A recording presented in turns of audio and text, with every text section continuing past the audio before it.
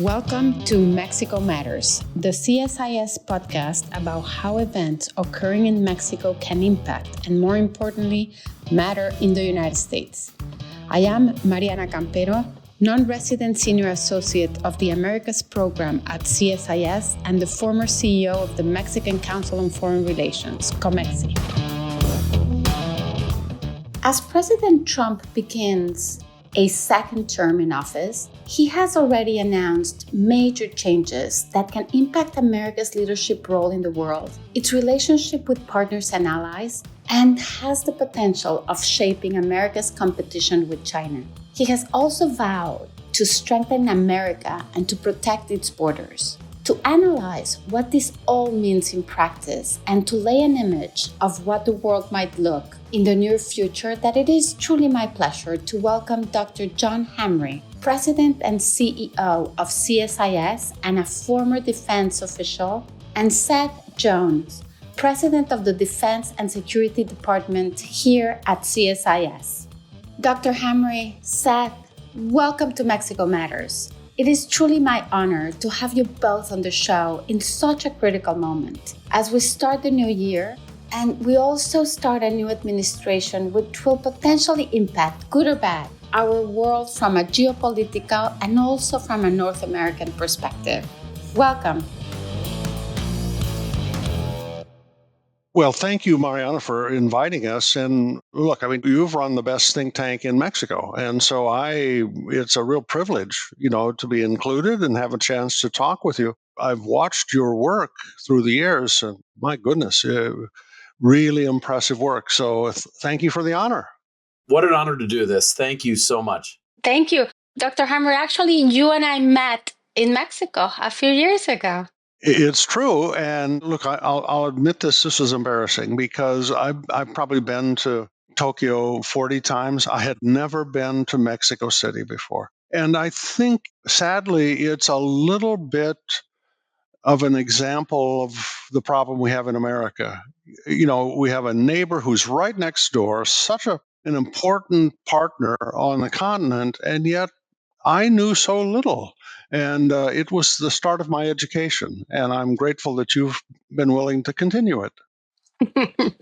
On the contrary. Dr. Hamre, let me start before we continue our conversation about Mexico and North America. Let me ask you to bring it up a little bit. And let me ask you a broader question about America's role in the world. Because I believe today we tend to take for granted the fact that America has had a leadership role in basically from the end of World War II. However, that has not always been the case. Can you give us a historical perspective and how do you see America's role moving forward? Yeah, I think in all of American history, there have been 5 distinct epochs of our foreign policy. We're now entering the 6th. The first epoch was, in our founding and before we were even a country, and up until about 1820. And at that stage, we were just a distant skirmishing ground for France and England, in their geopolitics in the UK or in Europe. And, we were just bit players and we were subject to their politics. In 1820 to really through the century, it was a period of, I'd say, insulation, not isolation, but insulation. We were insulated by the Royal Navy. The Royal Navy didn't want us to do anything around the world, and we were content not to do that. We told the Royal Navy, stay away from what we're doing in South America. And we started, our imperial impulse was during that period, but we were isolated. And then we got to the third epoch. That was the epoch when we wanted to be an empire. We looked at the European empires. We were feeling pretty mighty at that stage. This is in the late 1890s. And it was the period when we decided, okay, we overthrew the Spanish. We took their colonies.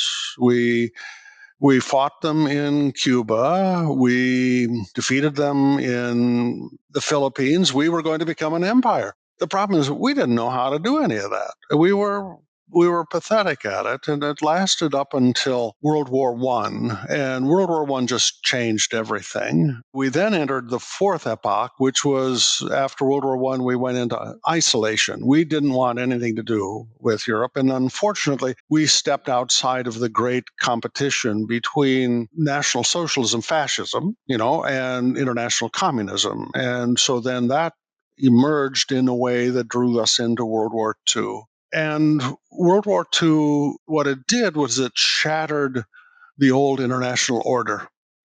And at that stage, America had to decide, are we going to be engaged in the world or not? And we said we had to. And so between 1945 and 1952, we became a global leader. We didn't really want to, but we had to because of what emerged after World War II. The Soviet Union was ascendant, European empires were imploded, and we just had to be engaged. Yeah. And the world certainly has a lot to thank you for. Well, I think it had self-serving dimensions, but it also had a selfless dimension too. I think at that stage, America honestly thought if the rest of the world was better and stronger and healthier, that'd be good for us. But then that was 70 years ago, Mariana. And we're now, I think, moving into the sixth epoch. And internationally, it's defined by the great competition with China. Domestically, it's unstable. And the election we just had does suggest that we're reverting more to a parochialism in our national outlook, and that we're not so concerned about the international order. I don't think this is stable. I think that this is yet to be defined. Will America still be a leader on the international stage, or will it just pull back from everything and focus only on itself? That's not yet resolved. President Trump has certainly indicated a preference for parochialism. I'm not sure that the rest of the country is there, and so we'll see. This is yet the drama to play out over the next several years. Yeah. Dr. Hamre, I was reading a poll by the Chicago Council on Foreign Relations, which said that about 56% of Americans would prefer that the US doesn't have an active role in the world. And more or less about half wants the US to focus its resources domestically. Do you think President Trump is more of a symptom or a cause of these sentiments that you're also describing? I believe this is a very prescient question. I personally think he saw where America was heading before other politicians. And again, forgive me for the historical context. I think you have to go back to the crucial year 1978 when China decided to change fundamentally its economy. It was no longer going to be isolationist. It was going to open its markets to the world. And overnight, there were 500 million Chinese workers that were willing to compete globally. And it also came at a time when we had a revolution in communications and a revolution in transportation with containers.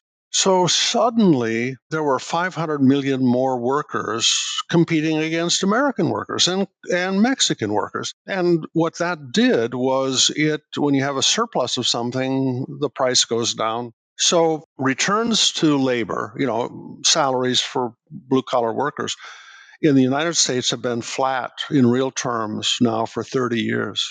They've suffered. Whereas returns to capital, people that could, put together a plan and borrow money and make an investment, returns to capital went up because they could take advantage of this huge abundance of labor. And that set in motion the economic dynamic of the last 30 years, where we invested heavily in China because they had low cost manufacturing, and American workers paid the price. Now, if I could, one thing, and I should stop, I think the only way America remained competitive these last 25 years was because of NAFTA, because we were able to open the production base in the United States to include Mexican workers and Canadian workers. That let us still stay competitive during this period. Had it not been for NAFTA, American workers would have suffered far more. But that is not a discussion that we've had honestly in this country. And Dr. Hamre, isn't it true also that, as you mentioned, it coincided with another revolution, right? A technological revolution and a services revolution. I mean, Yes. the value added of America moved away from manufacturing into other industries, right? Absolutely. I mean, people have this attraction to manufacturing, but the really powerful economic forces moved into digital economy. And if you look today, what are the really booming things? Well, they're all digital economics, and it's not steel making, and it's not agriculture any longer. So America benefited from this transition, but we failed in helping blue collar workers transition to the new economy. And I think that was in this election. And I think Donald Trump saw that and he captured it. Now the question is, does it become the sixth epoch of isolationism again or not? And I hope it doesn't. Correct. Seth, I have read a lot of your writing, and you advocate for the importance of manufacturing only in the sense of industrial weaponry manufacturing, right? Because you believe that is a place where America should reinvigorate itself. Am I right? Well, I would say that is one area where the U.S. should increase its production capacity is in its broader defense industrial base. But no, I do think more broadly, there is a great need to remain competitive in other areas of manufacturing, not just on the defense side. I mean, I think it's really those other areas which remain critical. Other areas, the ones that Dr. Hamre just laid out, some of the key emerging technologies, and there are a range of dual use ones, various elements of artificial intelligence, quantum computing that are critical both to stay competitive from a broader economic as well as from a defense industrial perspective. Seth, in your most recent book called The Three Dangerous Men, you speak about China, Russia, and Iran targeting the United States. In the world order that we know today and that Dr. Hamre was talking about, created and protected basically by the United States for the last 70 years, what are the ambitions of these countries and how do you see this being played under President Trump 2.0? I think the situation that President Trump and his team find themselves in 2025 is fundamentally different from where they found themselves at the beginning of the first administration. And that is in part because of the war in Ukraine. We have seen an increase in economic, defense, and other types of cooperation between Beijing, Moscow, Tehran, but also Pyongyang, the North Koreans.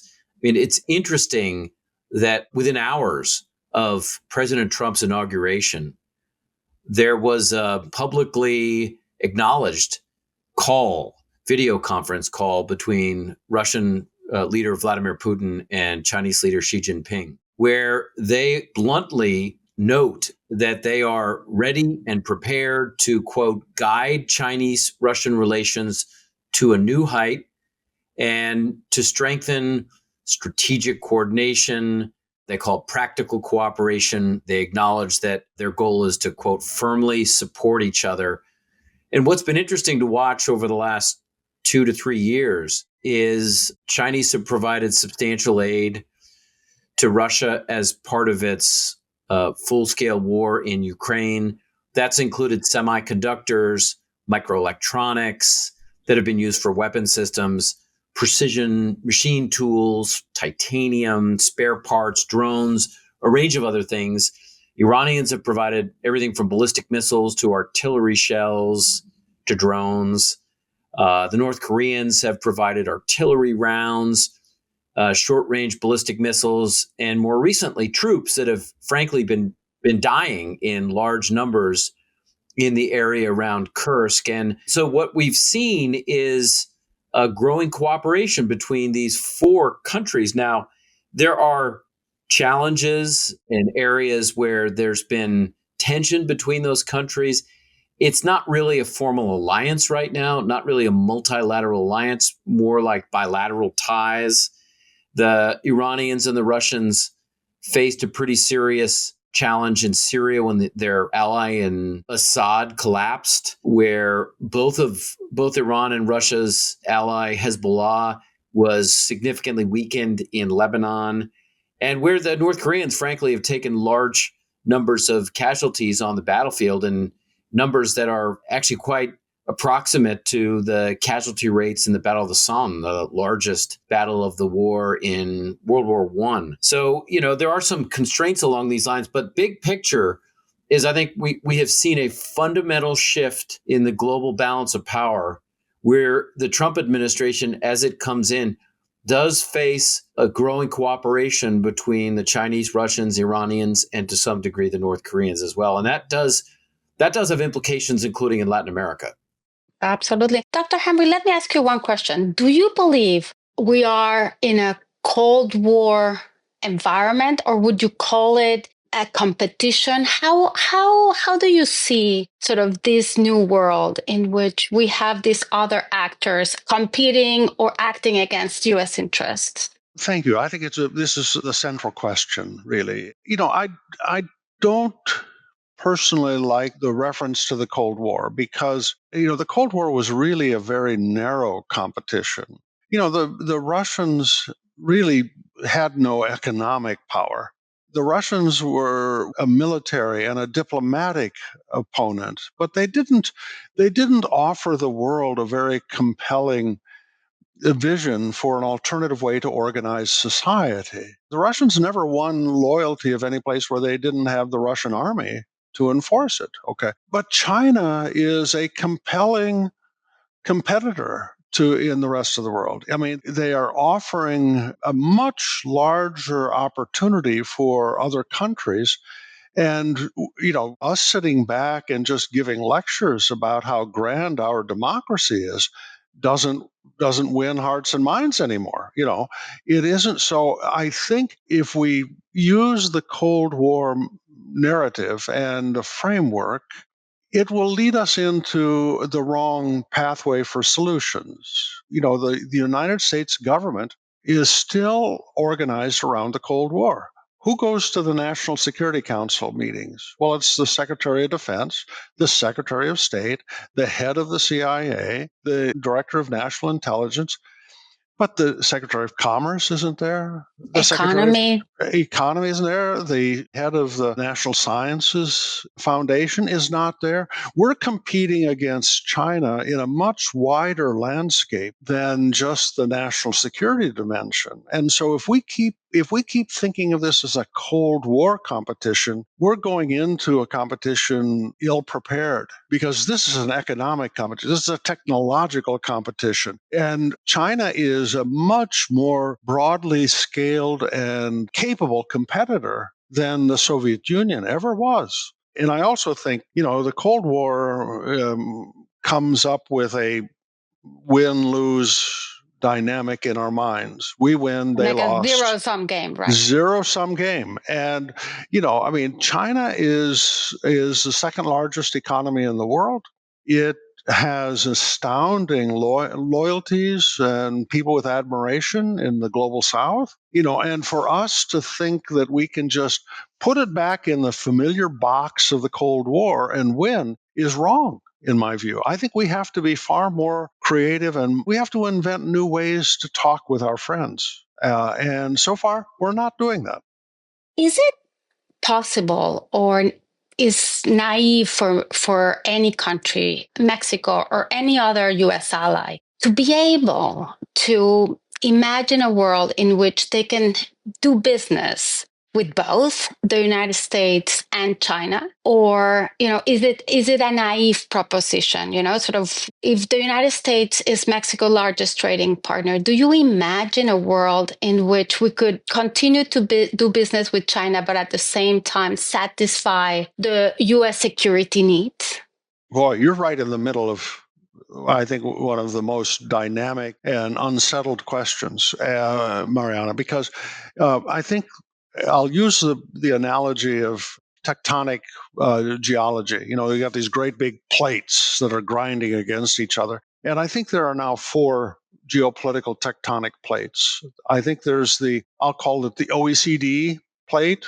These are the rich countries, largely democracies, rule of law countries, and they largely dominate the international structure, the finance and trade and everything else. I mean, they kind of set the rules.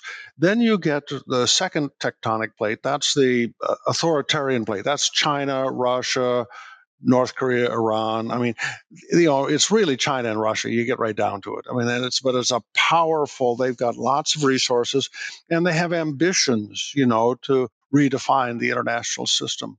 The third tectonic plate is really the most interesting, and, different terms for it. People will call it the connector states. I'm not sure that's quite the right term, but these are countries like Mexico, Brazil, Indonesia, Turkey, Saudi Arabia, India. These are countries that have sufficient agency.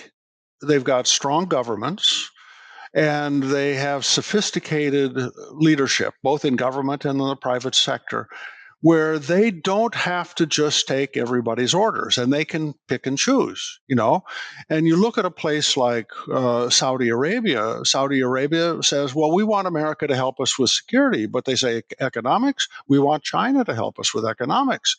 And we want to trade with China. They want to trade with China. And China is the largest trading partner with Saudi Arabia, but they're still kind of nominally under our security umbrella. So I think, and then the fourth tectonic plate is the global south. And these are countries that just don't have the strength, the internal competence, or the agency to be able to define their own way. So they just are kind of floating in this following. The most interesting grouping now are these connector states like Mexico, because they do have the strength, the agency to make choices for themselves.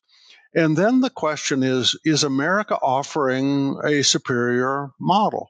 And I think we have to start thinking about it that way. We're very prideful here, and we love giving lectures to the world about our nobility, but people are bored with that. They've got to say, what really benefits me from being, in a camp with America? And I think that's an open issue. And I think Mexico is a prime example of a country that has agency and is now picking and choosing. What are the different combinations of interactions that are best for Mexico? And I think we Americans have to understand, we're in a competition. And this isn't just, we're good, everybody else is bad, and of course you have to side with us. I think we have to be far more dynamic and clever in our politics. I agree with that, Mariana. If I can just jump in for 1 second. Of course, please, Seth.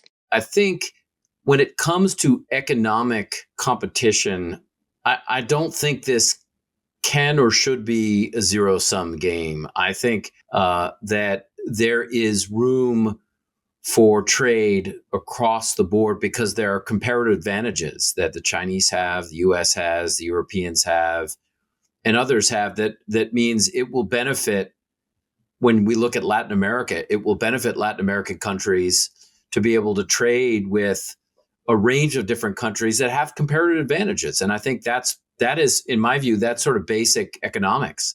The challenge, though, comes in, and we've seen this with some of the CSIS work on hidden reach, where it gets into some national security areas where things get a little trickier. So if we look at space, for example, where the space industry, we've seen a lot of activity of the Chinese setting up space capabilities like ground stations that are helping track satellites they have a commercial, but they also have a significant military use.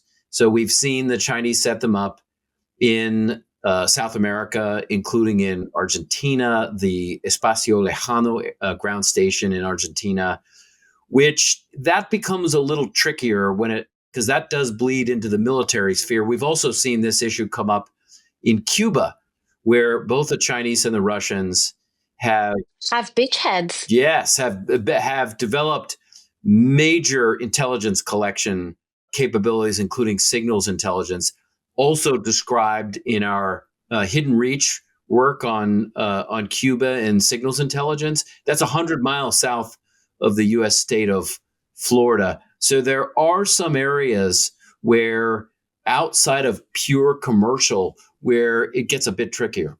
Yeah, Seth, what you just mentioned, I think it's super interesting because, for many years, the United States assumed that Latin America was sort of part of its area of influence, right? But in many ways, it was neglected, which created a vacuum that was taken advantage of, right? I mean, China, as you said, has some, issues that are bordering on U.S. security interests, but also it is the largest trading partner of most countries in Latin America, maybe except for Mexico and Panama. Today, as we know from President Trump, China is the largest user of the Panama Canal, and Huawei, right, the telecom provider, is basically one of the key providers of many countries in the region. They say that, personnel is policy. And one thing we just saw is, the new appointments, Marco Rubio, Christopher Landau, Waltz, Mauricio Claver Carone Johnson, all of whom are people that have a lot of experience and interest in Latin America. Do you think that this implies that the policy towards Latin America will be more active? How do you see it, Seth? Well, I think it's a little early to know where the administration is definitively going to move and how much it will, as you say, reverse this trend, at least over the past few decades. But I would say that there are a couple of things, both in the Republican Party's platform and key planks, and also in some comments that Marco Rubio and other administration officials have noted, does indicate that there will likely be a growing interest in Mexico and Latin America in a couple of specific areas. One is immigration. So there clearly is a concern about immigration. And immigration is a much broader issue than just one country. But how this is going to be dealt with, other than deploying forces to the U.S. border with Mexico and building a bigger wall, is unclear right now. But I think immigration is one reason why I think we will see some more focus. Another related to that is concerns that the administration has with drug cartels. So we've already seen an executive order that has opened up the designation of cartels as terrorist organizations. That has a range of different implications, and not just potential law enforcement or military ones, but probably more importantly, at least in the short term, economic ones, sanctions that can be placed on cartels, anything related to a terrorist designation. There are a lot more options that an administration has if it wants to sanction those kinds of organizations. So that issue is kind of a second reason why I think we'll see some more interest in Latin America. And then a final one is broader trade issues. So we've already seen an interest in renegotiating the U.S., Canada, Mexico trade deal. But I think part of the administration will take a much bigger look at various trade relationships with Canada, Mexico, and other Latin American countries. So I think in that sense, there will be likely be an increase in focus on some elements of Latin America. I think the question becomes, how does that then shift priorities? I mean, China still is a major priority, including on economic issues. The president has highlighted several others. So how this will stack up on prioritization, I think that's still a little early. And Seth, certainly the United States government doesn't want China to use Mexico as its backdoor. But before I ask you to go a little bit deeper about, trade, about terrorist designation, let me just ask Dr. Hamre one question. I mean, it is true that the American people want to see a more strengthened and secure border. How is declaring a national emergency and sending 1,500 troops to the southern border, do you think that's the way to do it? How can the U.S. really strengthen its own border while at the same time continue the flow of goods and merchandise in a secure way? My personal view, I think it's a serious mistake to militarize the border. I think, first of all, the U.S. military, it doesn't have police authorities, and it doesn't know how to interact with the civilian population. You talk to any policeman, and they'll say it is impossible to provide security if the local population doesn't trust you. Well, military guys don't have that mentality. Military guys come in and they secure something. They're going, whether it's just clear it or put up barriers, but the military thinks of security in a very physical way that is counterproductive to a working relationship with civilians. So I think it's a serious mistake, to militarize the border. The Border Patrol is a competent organization. They've not been the cause of having too many people flooding across the border. The problem is we've not put in the infrastructure to deal with it on this side. And so we accommodated the flow of people and in ways that really alienated most Americans. So this is, I think, building up the legal side of rule of law, due process. If people are coming here, we'll put them into a judicial proceeding where we can give them quick resolution of whether they are allowed or not. And then we have to have a partnership with Mexico. We have to have a partnership with the Central American countries to say, don't become the willing conduit, for people to shove them our way. Help us and we'll help you. And if we just tried to make the border impenetrable with military forces, it compounds a problem with an ally and a neighbor who is indispensable to our economy. And so we have to find a way to work with Mexico on dealing with this problem, not just to make Mexico the only one that has to fix it. We have to work as a partner here. Seth, let me ask you about organized crime. It is well known that criminal gangs in Mexico not only traffic and sell drugs, they also smuggle migrants. They tax border crossings. They extort legal businesses, including U.S. corporations and other multinationals in Mexico. They, moreover, and recently, they also use drones to drop makeshift bombs against their, other cartels. They lay landmines. I mean, you name it, right? I mean, the Mexican government, as Dr. Hamre said, cannot do it alone. And we need U.S. cooperation. Do you think designating the cartels as terrorists is the right way to do it? You mentioned that a little bit about that. And if not, what would be sort of the right designation to really tackle this, recognizing that there are 20 cartels and, when you kill one, the other one grows stronger? What would you do?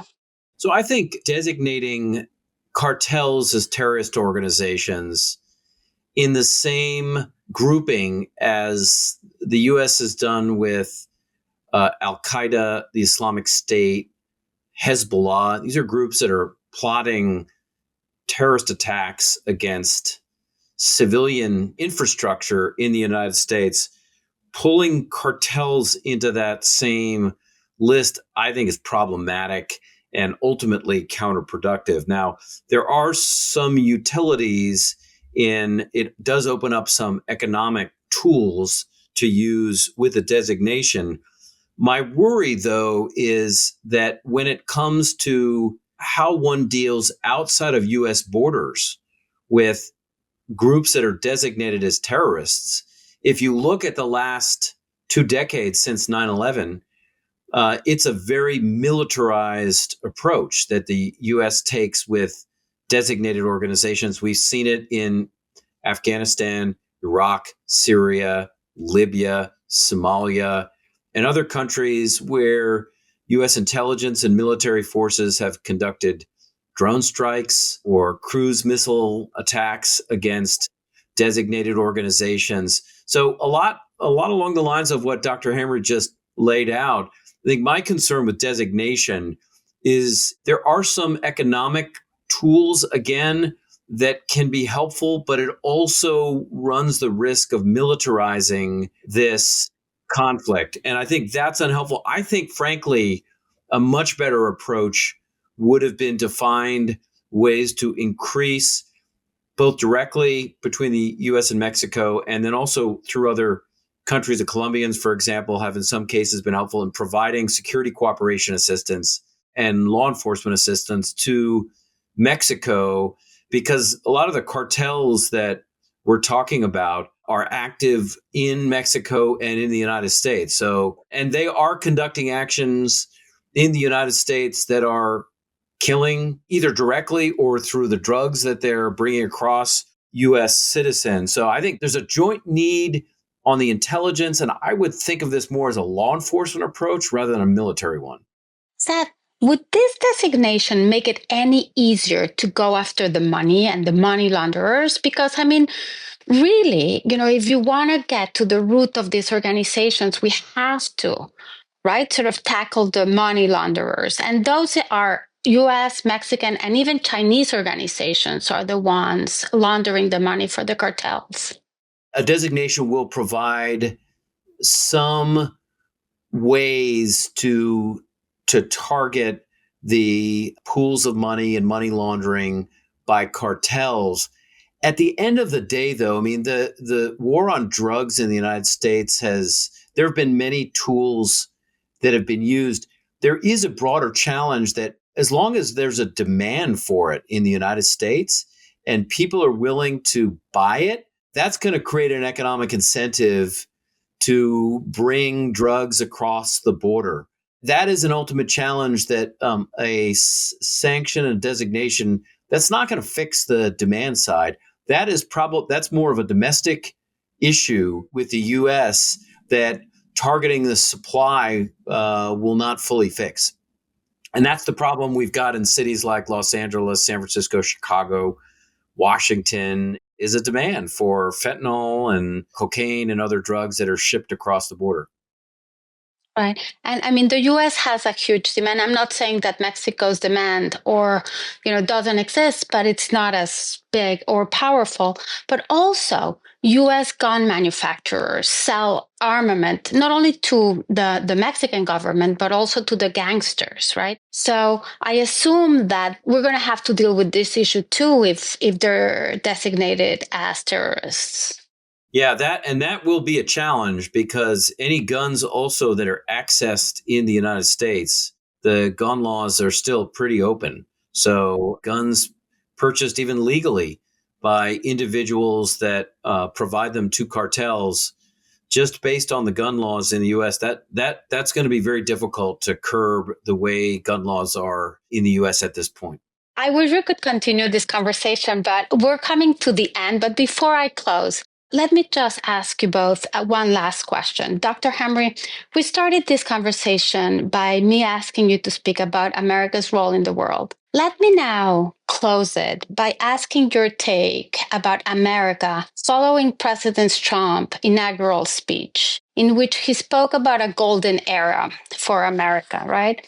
The markets seem happy about him reducing the taxes, the regulations, and about having a more pro-business government.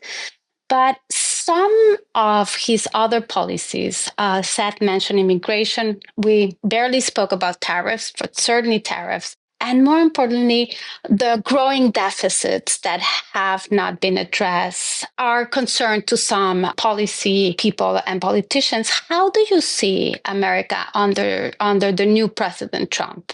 Golly, every president, when they come in, they pretend that they got 90% of the vote and they can do anything they want. And of course, no president in modern memory has ever had that kind of a mandate.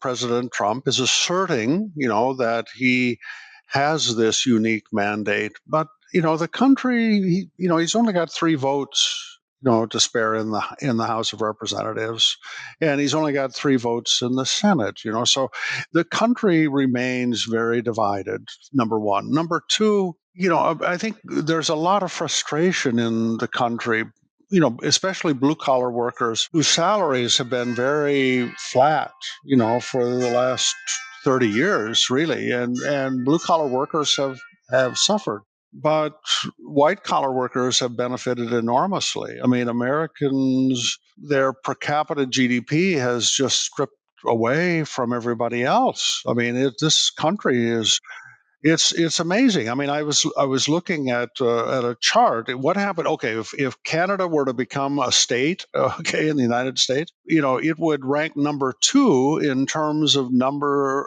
of the percent of university graduates. But in terms of economic status, it would be one step above Mississippi, which is one of the poorest states. One of the poorest. And so Americans are now a wealthy people, and the people that are really on the cutting edge in America, they're quite international in their outlook.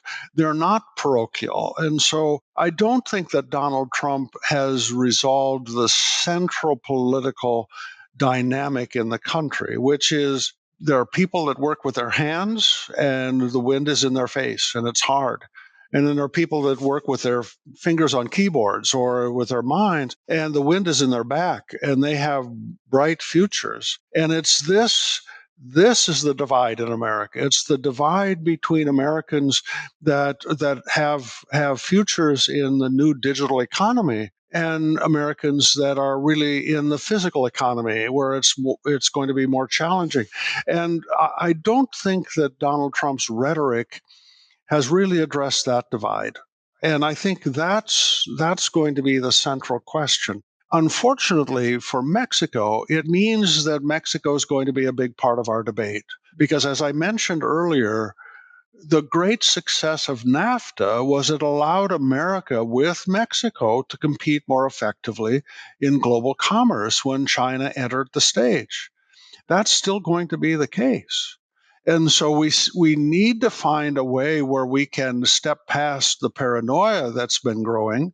We need to find a way to help American blue collar workers to have more of the opportunity of this new economy without damaging the foundation of what's allowed us to be competitive. And frankly, this is my great concern because I think the president really has a negative outlook towards NAFTA USMCA. But NAFTA USMCA is a foundation of our prosperity here. We have the work cut out for us as Americans and especially in a think tank, to explain, and you're doing that, Mariana, that nobody has a stronger voice on this than do you. But we need to explain why USMCA is still an enormous benefit to us, to Americans, and to our partners in Mexico. And not let this tension that we feel in our society create barriers that are become walls that we can't overcome. Yeah, and Mexico, if I just add this, Dr. Hamre, Mexico is certainly not doing its best to contribute to that North American competitiveness. I mean, unfortunately, we're going on the opposite direction. Seth, what will keep you up at night? Well, I'll tell you what keeps me up at night. Then I want to end on a positive note. But what keeps me up at night is that America is great to the degree that it has strong allies and strong trading partners. And the more that the U.S., and this would keep me up at night, looks inward, looks only transactionally at its dealings with other countries and really looks inward, I think it weakens America economically, weakens America militarily. So that's one thing that would keep me up at night, is if there was a broader retrenchment from the world and from America's closest allies and partners, including its neighbors, Mexico and Canada. But I will say this, what still reassures me about the US is that across administrations, and this will be true of Trump as it would of any US administration, is that the American people and even the administration itself, they support democracy, freedom of religion, freedom of speech, free market. And so there may be debates, and there will be debates. There will be debates internally and with Mexico, but there will remain freedom of expression and a free trade. And that's important, because I think, there's no danger that the U.S. goes down the road of if in Vladimir Putin's Russia today, you criticize the regime, you disappear. And the same thing in Xi Jinping's China right now, as we've seen recently. And so I think I remain optimistic that the fundamental principles of the U.S., what were important at its founding, are still important today. Hey, Mariana, could I just offer, Seth said we should end on a positive note. And I would like to say, look, I don't think Americans appreciate the dynamic quality of Mexican culture right now. If I'm not a foodie, but if I were a foodie and I was going to take a vacation just to experience, high quality cuisine, I'd go to Mexico City before I'd go to France or to Paris. Well, you'll come to my house, Dr. Well, your house. Honestly, it is a dynamic, creative food culture. It is a dynamic, creative music culture. The arts. If you were to pick the five great places in the world to go for art, Mexico City would be right there. So, but Americans don't have that understanding of Mexico. And I think there's something we're losing by not understanding this new Mexico, this Mexico that's so creative. It's like Seoul, Korea. It's like K-pop. K-pop is transforming Korea. It isn't the politics. And its image in the world. Absolutely. And it's the same with Mexico. So Mexico, we need to find a way to bring this remarkably dynamic civil cultural dimension of Mexico to America. Because right now, we're, it's all, Taco Bell and avocados, and it's Mexico of the 1940s. It's not Mexico of 2024, 25. Completely. And the biggest U.S. diaspora right now is living in Mexico. So I think that knowledge of what Mexico is today and the quality of life, because we tend to be bombarded with negative news, right? Sort of the cartels, etc. But the quality of life and, of people in Mexico is incredible. It's hard to beat. It's a stunningly successful country. You got bad problems of crime and there's things like that. And our gun sales don't help it. I totally agree with that. But I do think we need to find ways where Mexico doesn't look like it's only a supplicant on the trade front, that it's bringing a very dynamic dimension to Western Hemisphere culture. And so we need to find a way where we celebrate things too. Completely. And I think that if President Trump succeeds in curbing the power of the cartels, that would be a huge benefit for Mexico. Right? It's like our sovereignty is at risk, not because of Trump tells us that. It's because the cartels are affecting our own sovereignty. So Mexico should really cooperate. And that will... Yeah, this is something we should do together. Completely. That would really be a win-win for both. Thank you both. A pleasure. Please come back. You're always invited. Well, what a privilege to be with you. Mariana, it's been fantastic. You've had very, very good questions, very difficult ones to answer, but ones that really cut to the core of what's important. Thank you. If you enjoyed this podcast, check out our larger suite of CSIS podcasts. From Into Africa, The Asia Chessboard, China Power, AIDS 2020, The Trade Guys, Smart Women, Smart Power, and more. You can listen to them all on major streaming platforms like iTunes and Spotify.